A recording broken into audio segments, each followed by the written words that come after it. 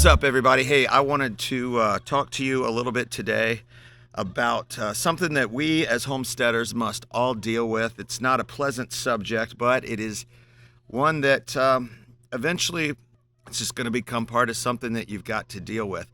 And that is the subject of death on your homestead. It's particularly the death of your animals, the accidental death, usually from predation. And that's something that we had to experience here recently. Came in the form of a raccoon, and I do it a little bit differently here on my homestead. Oh my God, girls, why are you coming into the pictures?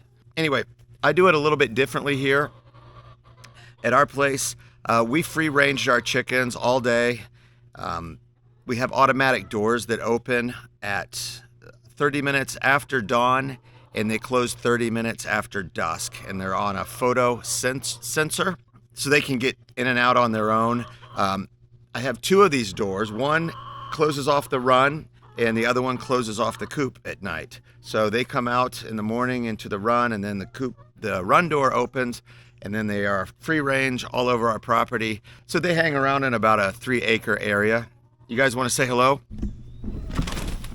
So they come out and they forage and free range on about 3 acres, and then they go back at night. Well, the situation that I ran into was that a raccoon came in and has been figuring out that when these doors are open and when they're not open.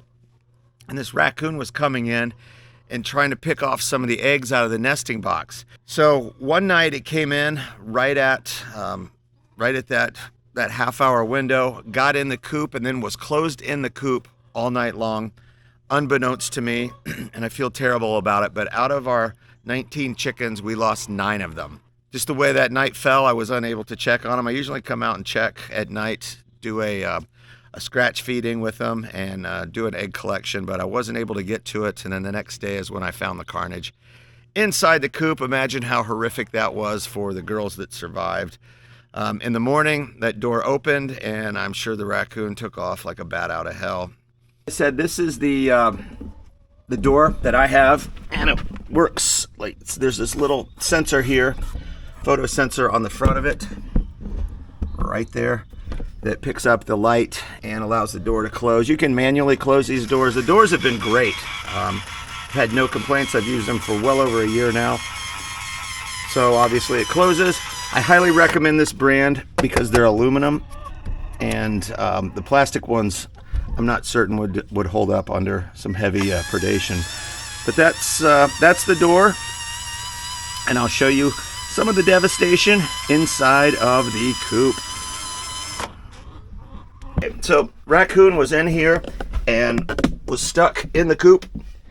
So tried chewing out, I don't know if you can see it up here, but tried chewing out of the roof line, and in the meantime tore up my electrical lines. I've got a closed circuit camera out here, totally messed up that cable while trying to get out.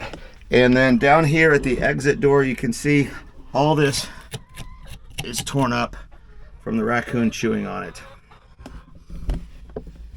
Complete carnage in here, I'm sure. Certainly nothing that I wanted my girls to go through. I have since remedied that problem. It wasn't pleasant, but the raccoon has been taken care of so that it will not happen again.